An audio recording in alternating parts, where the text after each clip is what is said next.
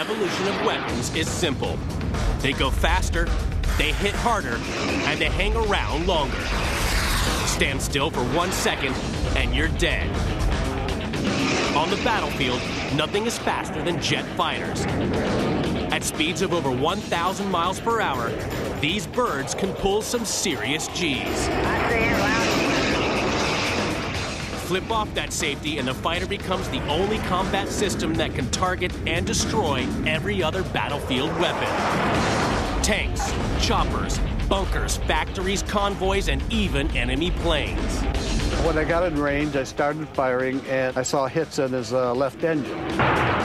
Get ready to go supersonic as we go back through generations of technology to find out how fighters became the best of the best. It's time to go ballistic.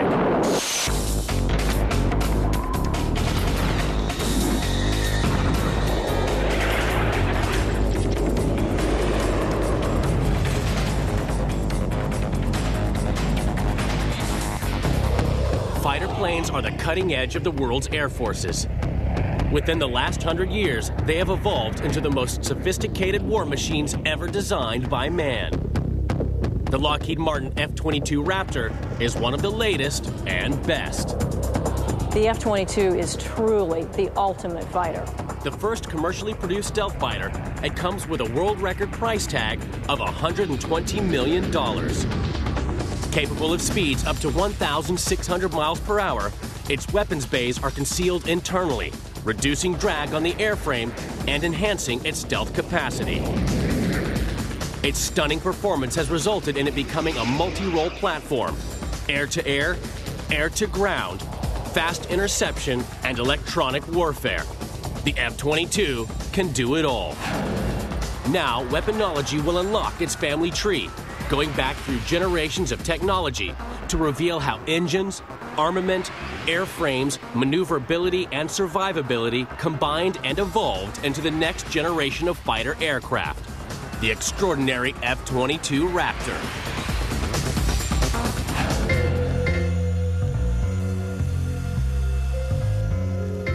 In the 21st century, fixed-wing fighters are the alpha and omega of aerial warfare.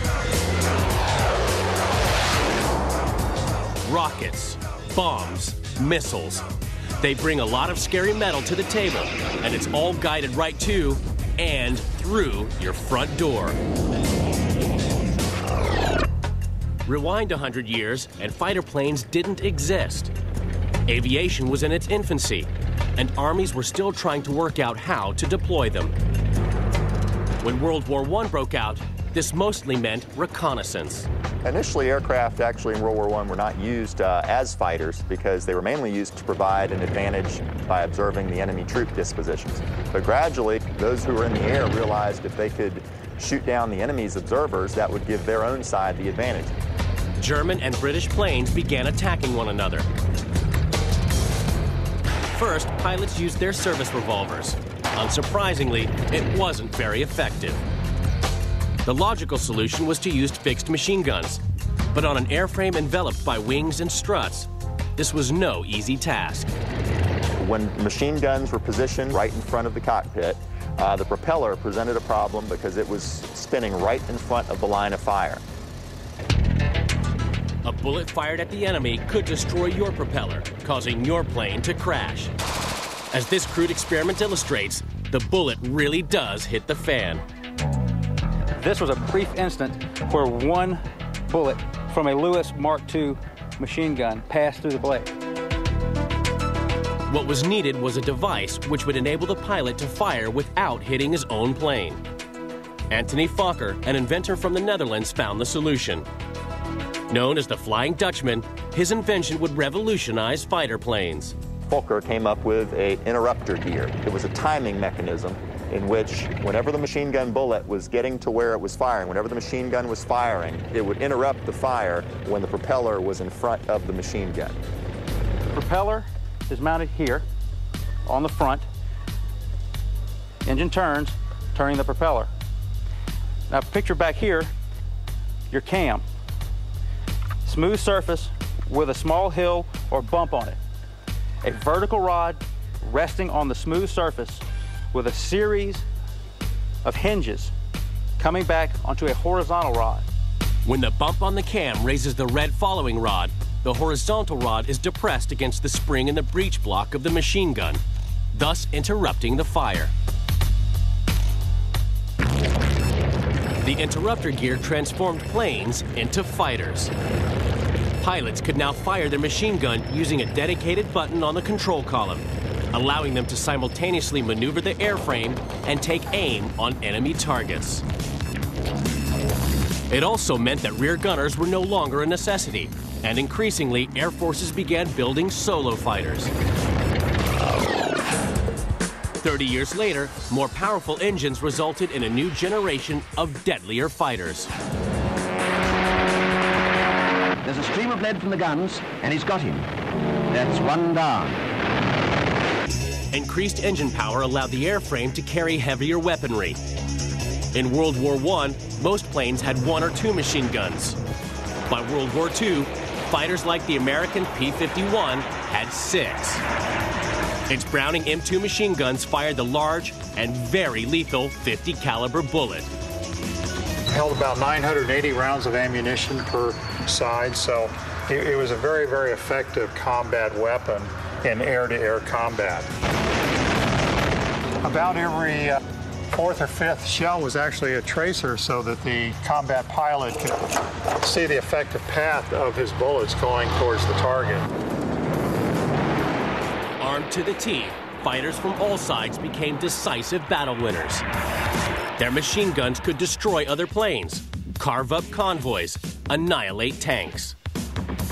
But with the advent of jet engines in the late 1940s, everything changed.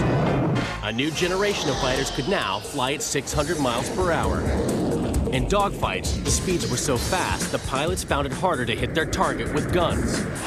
A faster weapon system was needed, something that could seek out and destroy enemy fighters. The solution? Missiles. It looked like the aircraft armament of the future was going to be missiles. Fire and forget missiles, over-the-horizon missiles. You could fire a missile off of a fighter aircraft that would fly away and destroy something you couldn't even see. Wow. In September 1956, the AIM-9 Sidewinder entered service. The first effective air-to-air missile. It worked by homing in on an enemy aircraft's heat signature, usually the exhaust or fuselage. At twice the speed of sound and from distances out to 11 miles, it was lethal. American F-4s could now ambush Russian MiGs way beyond their visual range. The aircraft was developed to intercept a threat to the fleet as far away from the fleet as you could get in all weather, and without even seeing the bogey, shoot it down. The Sidewinder and the missiles that followed impressed the military. Maybe now, fighters wouldn't need conventional guns. During the 1950s, a number of studies were done by the Pentagon and by the military, and they'd come to the conclusion that the guns were obsolete in fighter aircraft. They believed fighter aircraft wouldn't get close enough to use guns. And so the F-4 and other aircraft were designed with all missile armament, no guns. But the Pentagon and the military had got it wrong. In Vietnam, U.S. planes did get into close quarters combat. Even worse, North Vietnamese pilots flying Russian MiGs discovered that the American missiles had a major flaw. One of the problems with a missile was that it has a minimum range, that once you fire it from the point of launch, it has to travel so far before it'll arm itself. Once you get within that minimum range, aircraft such as the F-4 with all missile armament is pretty much impotent. North Vietnamese with the MiG-17 and the MiG-21 get within minimum range and basically blow an F-4 out of the sky. American designers went back to the drawing board.